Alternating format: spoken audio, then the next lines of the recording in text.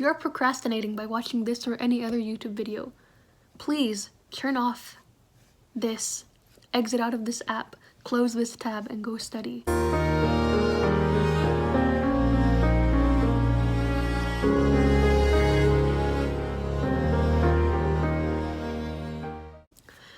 Hello everyone, welcome back to my channel. My name is Liliana, and on this channel we discuss history and literature related topics, so make sure to subscribe if that interests you. So today we are going to be talking about everyone's favorite topic, and that is end of term exams. And now I know you guys love end of term exams. I know that we all deeply enjoy taking them when the semester is over. We look forward to it so much that the day before we spend hours upon hours drinking coffee and studying for them because we just can't fight the anticipation to take these exams. On a more serious note, however, yes, I am going to be making a video about tests and test taking because I know this is something that is coming up soon for a lot of us. I know it is something that a lot of us are not looking forward to and we're pretty nervous about.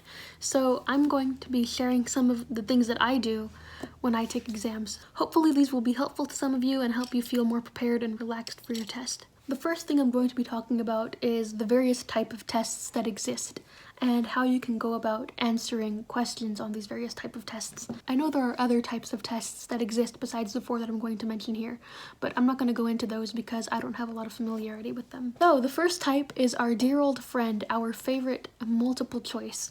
Now, I know some people who love multiple choice and I know some people who loathe it with all of their innermost being.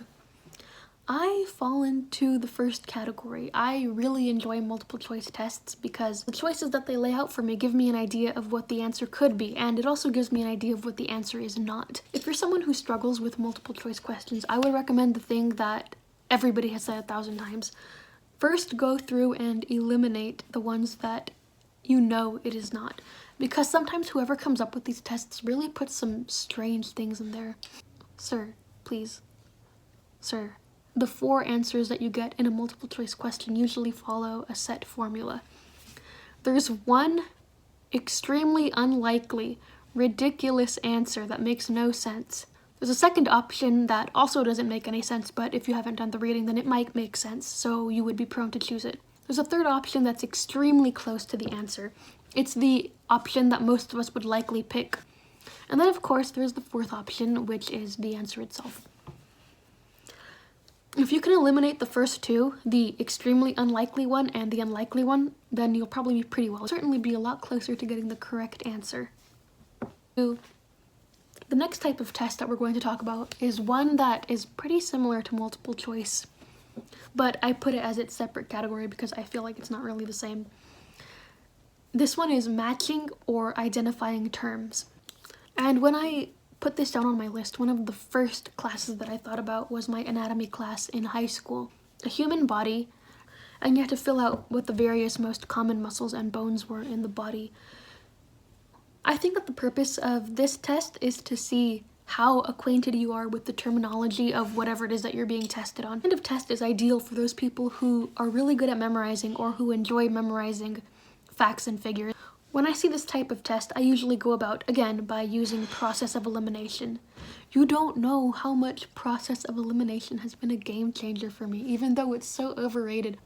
It creates so much more mental space for yourself when instead of looking at 30 possible answers, now you only have to look at 10 or 15. When I know that I'm going to have a matching test, usually what I do is review the terms that I know we've learned about and used over the course of the semester. You know, the ones that are usually written in bold in the textbook, and I like to mentally separate them into categories. So again, using the anatomy example, I could say, okay, here's the list of all of the bones that are related to the head and the neck. My next list is everything in the torso. The 3rd list is everything from the hips down, and the 4th list will be limbs. And that way I can just really kind of separate and categorize the knowledge. I think lists are great because not only do they help you categorize your information, when it comes time to take the test, even if you don't know what the exact answer is, you have a general idea. For example, with anatomy, again, I'm going to keep on using that example.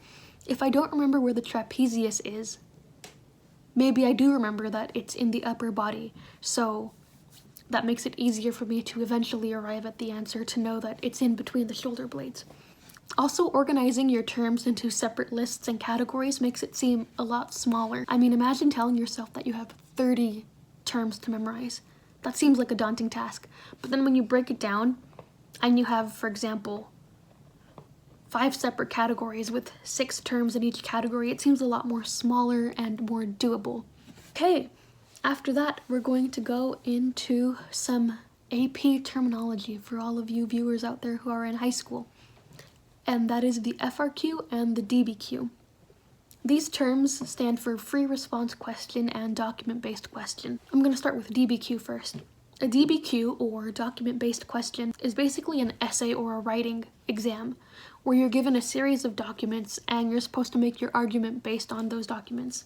For example, if I have to write an essay about the Electoral College and its role in United States government and voting system, I would probably have 2 or 3 documents that argue, yes, the Electoral College is good, 2 or 3 that argue, no, it's bad, and 1 that takes a more neutral approach.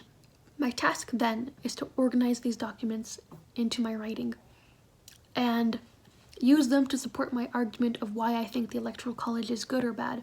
First thing to do when you get this type of exam question is to read the documents, of course, and then figure out what side you're going to take. I usually do this by picking whichever side I'm more knowledgeable on, or whichever side I think has the better documents. If the pro side for the Electoral College question has really good documents that are super easy to understand and easy to quote from, then obviously I would go for that one, especially if the con side has some really strange and convoluted arguments that I don't really get, or that I don't feel I'm going to be able to use effectively. You're also going to want to use one of the documents from the opposing side. You have to acknowledge them and you have to reference them and say why your argument is better and point out the flaws in their arguments.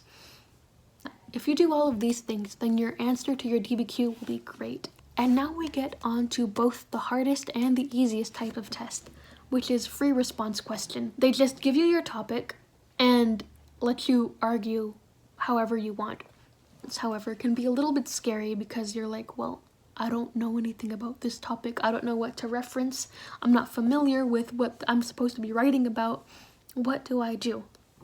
If you're ever faced with a free response question, your best to just remember this much, like literally this amount of information. Because you'll discover that if you remember only a tiny bit, once you start writing, you'll realize that you'll start remembering more things, more facts will start coming to you, and then you'll remember, oh yeah, we talked about this in lecture like 2 weeks ago, or oh yeah, I had to read this in a textbook even though I only skimmed it. We are now heading into the second portion of this video, which is general tips for exam day. I remember when I was in high school, whenever it would be before a test, my teachers would mostly always give us a bunch of tips and advice on how to be prepared for tomorrow's test, and they were really helpful. The first one is obviously have a good night's sleep before the day of the test, because you don't want to fall asleep in the middle of the test and wake up and realize that all your time is gone. That would be horrible. That's never happened to me before, but that would be horrible. A lot of people also say to eat a large breakfast on exam day, and I am here to disagree with that and refute. If you eat a large breakfast every day, then yes, go right ahead and eat your large breakfast on the day of the test. Or if you're like me and you don't eat large breakfasts, then exam day shouldn't be any different. You're gonna feel uncomfortable, you might have to go to the restroom, you might have stomach pain, and then your whole entire test-taking experience would be really uncomfortable, as if it wasn't already uncomfortable. Us right now have to take our tests online because of socially distanced learning, and one benefit of that is that if you do get hungry, you can just have snacks next to you that you can eat while you're taking your test. Also, you can look at other things during the exam. I know some professors have made their students download a certain software on their computer so that they can monitor them and see if they're looking at other tabs during the test, and that's really creepy, and I'm super glad that nobody that I know of has had to do that. But that is a benefit. It is a good thing to be able to look up information on your computer while you're taking a test. I think it's super important that when it's time for you to start taking your exam, to have your tabs open with information or reference sheets that you need, have your notes next to you, maybe have that portion of the textbook open just so that you have everything ready and prepared for when you start taking your test. It's just amazing to have all of your materials ready beforehand because you don't have to spend time looking for them. You can focus on what's really important, and that is getting that test done so that you do not have to worry about it ever again in your life. So that is all for today's video. I hope you guys enjoyed it, and I hope it was helpful to you. Let me know in the comments if you're going to be taking any exams soon and what classes they're going to be for. Don't forget to like, comment, and subscribe, and I will see you in the next video. Bye!